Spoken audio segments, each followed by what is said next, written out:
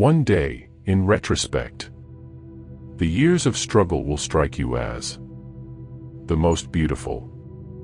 Being entirely honest with oneself is a good exercise.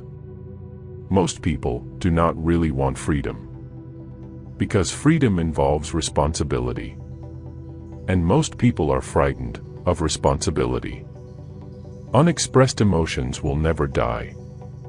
They are buried alive, and will come forth later in uglier ways. We are never so defenseless against suffering as when we love. Out of your vulnerabilities will come your strength. Where does a thought go when it's forgotten?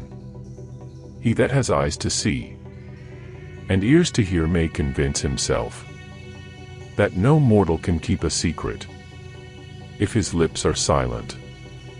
He chatters with his fingertips. Betrayal oozes out of him at every pore. A woman should soften, but not weaken a man. It is impossible to escape the impression that people commonly use false standards of measurement, that they seek power, success, and wealth for themselves, and admire them in others, and that they underestimate what is of true value in life. Everywhere I go I find a poet has been there before me. In so doing, the idea forces itself upon him that religion is comparable to a childhood neurosis, and he is optimistic enough to suppose that mankind will surmount this neurotic phase, just as so many children grow out of their similar neurosis. In the depths of my heart, I can't help being convinced that my dear fellow men, with a few exceptions, are worthless. Whoever loves becomes humble. Those who love have, so to speak, pawned a part of their narcissism. The madman is a dreamer awake. No, our science is no illusion. But an illusion it would be to suppose that what science cannot give us, we can get elsewhere. Life, as we find it, is too hard for us. It brings us too many pains, disappointments, and impossible tasks. In order to bear it, we cannot dispense with palliative measures. There are perhaps 3 such measures: powerful deflections, which cause us to make light of our misery; substitutive satisfactions, which diminish it; and intoxicating substances, which make us insensible to it.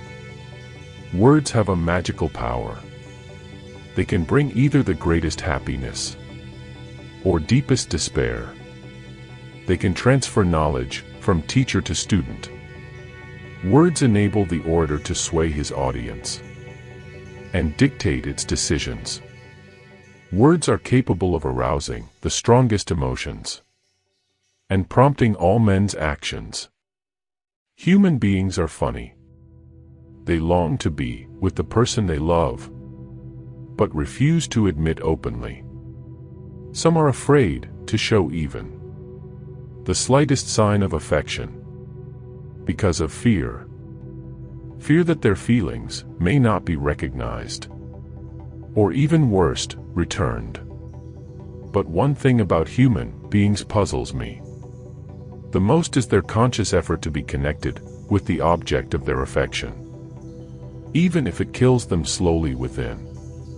The virtuous man contents himself with dreaming that which the wicked man does in actual life. It is that we are never so defenseless against suffering as when we love, never so helplessly unhappy as when we have lost our loved object or its love. The behavior of a human being in sexual matters is often a prototype for the whole of his other modes of reaction in life. He does not believe that does not live according to his belief. Where the questions of religion are concerned, people are guilty of every possible kind of insincerity and intellectual misdemeanor.